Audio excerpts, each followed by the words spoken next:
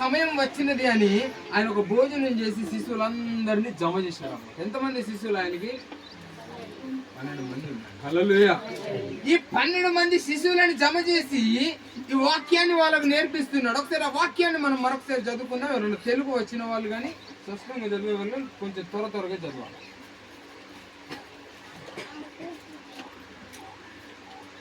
చివరి భోజనము అని మెయిన్ హెడ్డింగ్ పెట్టుకోవాలి. పెట్టుకునేవాళ్ళు ఏం భోజనం ఇది? చివరి భోజనం. యేసుక్రీస్తు తినడం చివరి భోజనం. చదువు.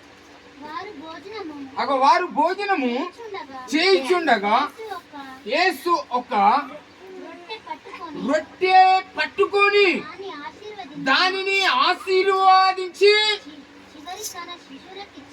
విరిచి తన శిశువులకిచ్చి, మీరు తీసుకొని తినండి, ఇది నా శరీరము. హల్లెలూయా. అప్పటికి యేసు ప్రభు సిలువలో చనిపోయాడా? అర్థమైందా? చచ్చిపోయాడా? ఇంకా చనిపోలేదు.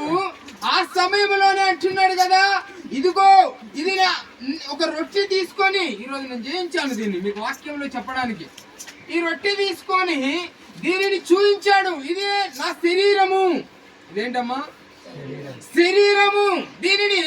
దీనిని జ్ఞాపకం చేసుకోవాలి. ఇది నా శరీరం అని నమ్మాలి, విశ్వాసించాలి. ఆయన చనిపోక ముందే శిశువులకు చెప్పేశాడు.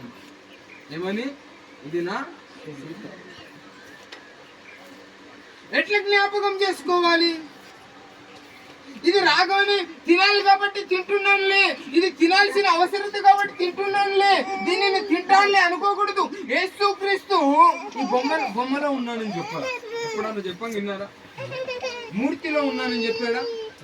చెప్పండి. ఓ చెట్టు రూపంలో ఉన్నానని చెప్పాడా? చెప్పండి.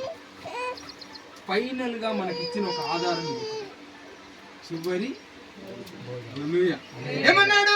రొట్టెని తీసుకొని దీనిని ఆశీర్వాదించి, ఇది ఇప్పుడు ఆశీర్వాదింపబడినదే, దీన్ని మేము ఆశీర్వాదించలేదు, దేవుడే ఆశీర్వాదించు. దీన్ని పూర్తి విశ్వాసంతో తీసుకోవాలి, పూర్తి నమ్మకంతో దీన్ని తీసుకోవాలి. తీసుకొని చేతిలో పట్టుకున్న వెంటనే ఇది రొట్టె కదా, గోధుమ రొట్టె కదా, గోధుమ ముక్కే కదా అని దీన్ని ఆలోచన చేయొద్దు. ఇది నా శరీరము అని మీరు ఏం చేసుకోవాలా? జ్ఞాపకము. మనం ఎట్లా జ్ఞాపకం చేసుకుంటాము? తాతలు ముత్తాతలు చనిపోయారు కానీ వాళ్ళ వస్తువులు ఏదన్నా ఉంటే ఎట్లా జ్ఞాపకం చేసుకుంటాం? మా దగ్గర ఒక వస్తువు ఉంది. మా తండ్రిని కన్నా తండ్రికి అనమాట, అంటే మా డాడీకి తండ్రికి తాత అవుతాడు అనమాట. అది ఎప్పటి నుండో తెచ్చాడు, మేము పుట్టక ముందు ఇంట్లో పెట్టాడు. నేను అన్నాడు, ఇది ఎందుకు ఇంత ఉన్నది అని అంటే, ఇది మా తాతది అవు, ఇది జ్ఞాపకానికి ఉండాలా. హల్లెలూయా. దేనికి ఉండాలా? జ్ఞాపకానికి. అన్ని నుండి దేవలమారిలో ఉన్నాం కొన్ని సంవత్సరాలు, 20-30 సంవత్సరాలు. అక్కడి నుంచి కాటపల్లి వచ్చాము. అప్పుడు కూడా నేను పడేద్దామన్నాను. అప్పటికి కూడా ఏమన్నాడు తెలుసా? ఇది జ్ఞాపకానికి ఉండాలి. చూసావా ఎట్లా జ్ఞాపకం ఉంది? ఒక వస్తువు ద్వారా. యేసుక్రీస్తుని రొట్టె వలన మనుషుడు ఆశీర్వాదింపబడతాడు. ఇది తినడం వలన పరలోక రాజ్యం చేరుతాం. ఇది తినడం వలన దీవెనలు ఉన్నాయి. దీని వెనకాల ఆశీర్వాదం ఉంది. దీన్ని జ్ఞాపకం చేసుకోవాలా. రొట్టెని రొట్టెగా ఫీల్ అవ్వకూడదు. ప్రభురాత్రి భోజనము ఈరోజు మాది ప్రభురాత్రి భోజనం ఉందా? దాన్ని తయారు కావాలి, స్నానం చేయాలి, దాని నుంచి వెళ్ళాలి, మంచిగా ప్రభురాత్రి భోజనం తినాలి. ఇదేమైనా జ్ఞాపకం ఉందా? ఇది ఎందుకు ఇలా చేయబడింది, ఇది ఎందుకు ఇట్లా మార్చబడింది? ఇది గోధుమ పిండి, గోధుమ గింజ తెలుసా? మనందరికీ తెలుసా తెలియదా? దాన్ని ఏం చేయాలా? పిండి పట్టాలా, తర్వాత ముద్ద చేయాలా, ఇసుకాలా, తర్వాత రొట్టె చేయాలా. రొట్టె చేస్తే అయిపోయిందా? మళ్ళీ ఏం చేయాలా? కాలవాలా. యేసుక్రీస్తు కూడా ఆ మాదిరిగా ఈ శరీరాన్ని ఆ మాదిరిగా చేసుకో.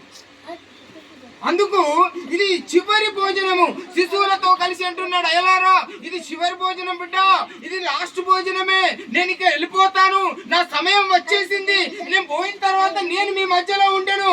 నా శరీరం ఏంటి అంటే ఈ రొట్టె. దీన్ని జ్ఞాపకం చేసుకో, దీన్ని పూర్తిగా విశ్వసించు, దీన్ని పూర్తిగా నమ్ము. ఇది తింటే నేను పరలోక రాజ్యం పోతావు. చాలా మంది రొట్టె తినడానికి రాలు, ప్రార్థనకి రాలు.